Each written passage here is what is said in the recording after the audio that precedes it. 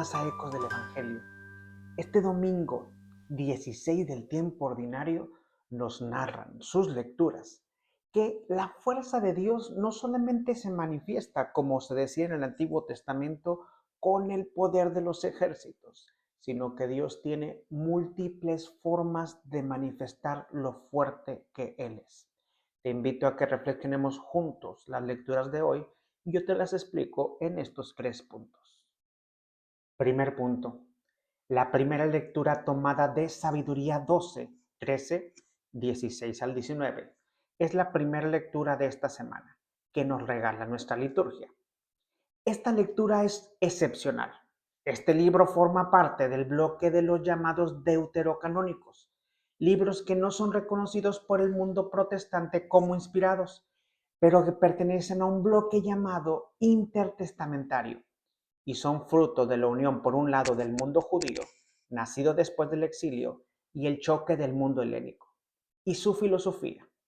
Por eso los temas que tratan ya muestran una nueva profundización dentro del misterio de Dios, descubriendo nuevas características de Dios, que si bien ya están implícitas en los otros libros de la Escritura, aquí ya las encontramos de una manera mucho más explícita y mucho más profunda.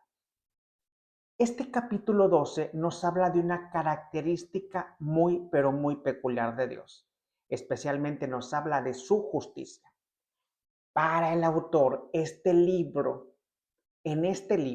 la fuerza de Dios no solo se mide por su poder bruto, sino que la aplicación de la justicia de manera sabia es una de las más grandes muestras del poder de Dios.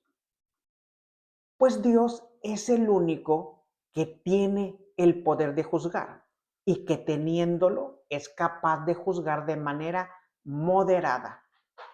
Para el autor, la peculiaridad del Dios de los judíos, su Dios, es que frente a las descripciones de los dioses de los otros pueblos, muy probablemente en contraposición del panteón griego, es que si bien Dios tiene también el poder absoluto, Él no actúa como las falsas deidades de los otros pueblos paganos. Es decir, no actúa como un niño encolerizado, no castiga por inercia o por despecho, sino que la fuerza de Dios es que Él juzga con moderación y sabiduría.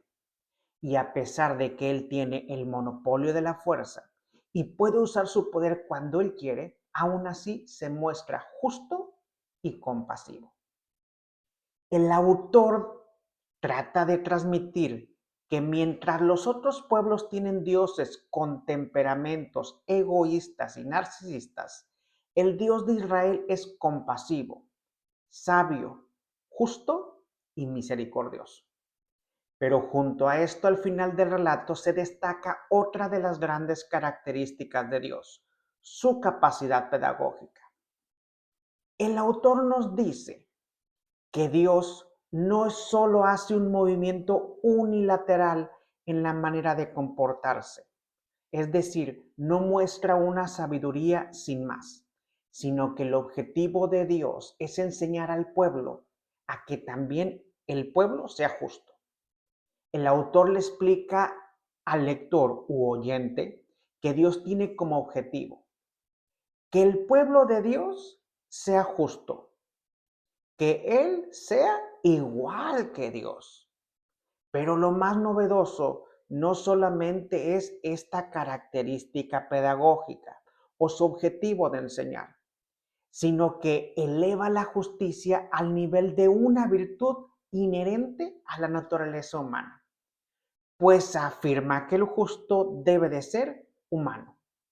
El autor comienza por inspiración divina, lo que más adelante será el núcleo de la predicación de Juan el Bautista y el Evangelio, es decir, el tema del arrepentimiento de los pecadores. El libro de la sabiduría nos enseña que el poder de Dios se manifiesta principalmente en su sabiduría para juzgar, y que esta característica, que si bien es divina, Dios la ha regalado y enseñado al hombre para que él también pueda ser justo como Dios es justo. Por algo, más de 100 años después, en el Evangelio Jesús dirá: sean misericordiosos como vuestro Padre es misericordioso. Segundo punto, escuchamos hoy la lectura de San Pablo a los Romanos, ahora en el capítulo 8, versos 26 al 27.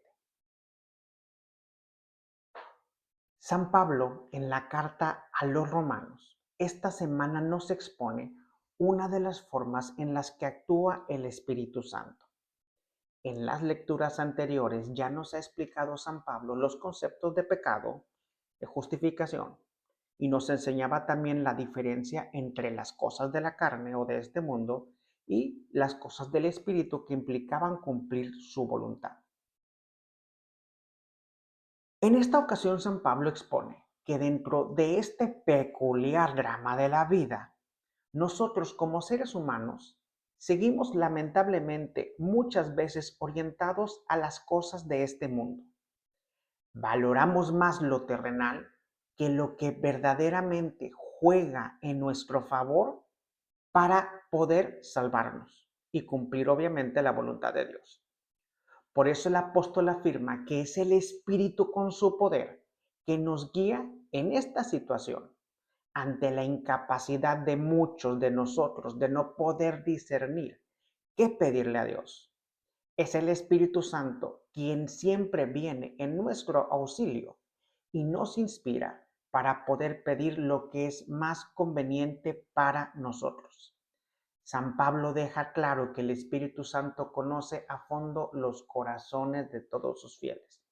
De hecho, cuando el Papa Benedicto XVI, de feliz memoria, comentó este texto, explicaba que el Espíritu Santo es como el alma del alma y que tiene como objetivo orientarnos para que nuestra voluntad busque siempre la voluntad de Dios. Estos gemidos inefables que nos habla San Pablo son precisamente la voz del Espíritu Santo, que nos invitan e inspiran a cumplir la voluntad de Dios. Es el poder del Espíritu Santo el que en medio de las tentaciones del enemigo y de nuestra propia miopía ante lo que verdaderamente vale y ayuda para nuestra salvación,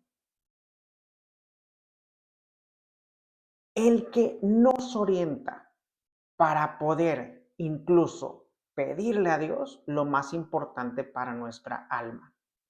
No nos queda más que pedir la ayuda del Espíritu para poder cumplir la voluntad de Dios y reconocer que el poder de Dios no es solo la fuerza, sino también su asistencia y su ayuda. Tercer punto, el Evangelio de esta semana vuelve a ser, como en todo el ciclo A, San Mateo. Meditamos el capítulo 13, versos 24 al 30. Esta lectura de esta semana nos regala otra de las parábolas de Jesús en este Evangelio. En esta ocasión es la parábola de el trigo y la cizaña. Esta parábola y sus otras 6 compañeras están incluidas en los que la teología bíblica llama las parábolas del reino o el discurso parabólico. El objetivo del evangelista es exponer la forma en la que Dios actúa en medio del mundo y cómo estas actuaciones de Dios hacen crecer el reino de los cielos. En esta parábola se nos expone, otra vez con una metáfora basada en la agricultura, cómo Dios actúa en medio del mundo, pero siempre que lo hace respetando la libertad humana. La parábola es muy sencilla. Nos explica cómo un hombre que ha sembrado un campo con buena semilla es lamentablemente saboteado por su enemigo, cuando este último lamentablemente siembra cizaña en medio de la semilla buena.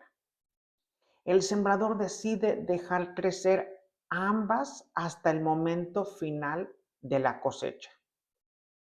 La parábola deja bien en claro que tanto el bien como el mal son dos realidades presentes en la creación. Dios que por un lado crea todo lo bueno y lamentablemente el enemigo que siembra lo malo, o pervierte la bondad de las cosas que Dios ha creado, insertando la maldad en la creación de Dios.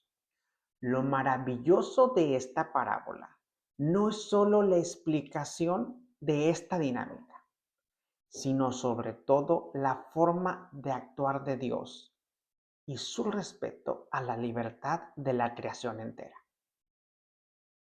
Dentro del relato, dentro de la parábola, el sembrador toma una decisión muy lógica. Deja crecer ambas semillas, pues ante todo, cualquier daño o cualquier cambio, más bien, que se introduzca, puede llegar a dañar también a la semilla buena que ya ha sido plantada y que convive en la misma tierra y el mismo campo con la semilla de la cizaña. Al final de cuentas, lo más importante es cuidar y hacer crecer y llegar a un buen término la semilla buena. Esta parábola es comentada en la antigüedad ya por San Agustín y por San Jerónimo. Y cuando la comentan, coinciden principalmente en dos cosas muy particulares. La primera de ellas, la realidad de la iglesia es una realidad mixta, donde habita gente que obviamente son buena semilla, pero también habita gente que son cizaña. Hay gentes que con su fruto y sus obras, con su testimonio, serán almacenadas en el granero, como nos dice la parábola, y otros que lamentablemente serán desechados porque durante su vida fueron cizaña. Ante esta situación, San Agustín y San Jerónimo resaltan la paciencia y la prudencia del sembrador. Saben ellos que no es del todo conveniente arrancar la cizaña, pues puede haber obviamente un daño en la raíz del trigo. Por eso dicen ambos santos de nuestra iglesia que el sembrador decide dejarlas crecer juntas, a ambas en el campo. Para ellos, el campo de la evangelización eclesial es como este escenario, que tiene, obviamente, personas buenas y personas malas, y que el criterio que se tiene que tener en el campo de la evangelización y el criterio de todo buen pastor debe también ser el mismo criterio del sembrador de la parábola. Es decir, considerar que ambos forman parte de la iglesia. Por eso el pastor sabio y prudente respeta el crecimiento y la existencia de ambos. Siempre, obviamente, esperando el segundo criterio de interpretación. Y este criterio también lo explica San Agustín. San Agustín nos dice que este texto es sobre todo sobre la misericordia y la conversión. Pues a diferencia de la semilla real que no puede transmutar, Jesús, el sembrador, sí tiene la esperanza de que en algún punto de la historia la cizaña se convierta y por fin sea trigo. Por eso deja crecer hasta el final. Por eso le da esta ventana de oportunidad hasta el momento de la cosecha. Por eso no la toca en el proceso, porque tiene la esperanza de que algún día llegue a cambiar. El sembrador primeramente respeta hasta el último punto la libertad humana. Deja que aquel que en este momento es cizaña, porque así lo ha decidido libremente, permanezca. Pero obviamente deja la opción libre de que en algún momento pueda cambiar. Y no solo es un respeto a la libertad y al libre albedrío, sino también es la misericordia expuesta hasta el grado más extremo. Pues obviamente, dentro de la lógica humana, lo que no funciona, pues se quita. Y cuando se corrige, si al final no funciona, se desecha. Esto no es así para Dios. Para Dios existe una oportunidad hasta el último momento de vida que tenga la cizaña. Porque hasta en el último momento puede dejar de serlo y decidir convertirse por fin en trigo. El Evangelio nos deja a nosotros, cristianos de esta época, dos retos muy importantes. Primeramente, hacernos una evaluación profunda que nos debe exigir preguntarnos, ¿qué somos nosotros en este momento? ¿Somos trigo o somos cizaña? Segundo, si somos trigo, ¿qué podemos hacer para dar más y mejores frutos? Y lamentablemente, si somos cizaña, ¿qué haremos para cambiar? Al final de cuentas, Dios nos muestra esta otra cara de su poder, la misericordia y el respeto a la libertad, algo que lamentablemente en nuestros días tanta falta nos hace. Para finalizar, primeramente los invito a que me sigan en redes sociales, en este videoblog que está en YouTube y en mis otras plataformas tanto de Facebook, Instagram y TikTok. Ahí estamos subiendo diferentes elementos de evangelización. Recuerden también compartir esta homilía para que llegue a muchas más personas. Y por último, que Dios, el único y verdadero poderoso, nos ayude a entender que el verdadero poder no es la fuerza, sino es la sabiduría, la prudencia y la misericordia. Al mismo tiempo que nos permita en todo momento siempre seguir su voluntad, ayudados obviamente por el Espíritu Santo, para que si vamos lamentablemente por el mal camino, podamos convertirnos y llegar a ser trigo y dar fruto para la salvación de nuestras almas. Saludos a todos y bendiciones desde España. Y los invito otra vez, compartan este video para que llegue a muchas más personas. Bendiciones.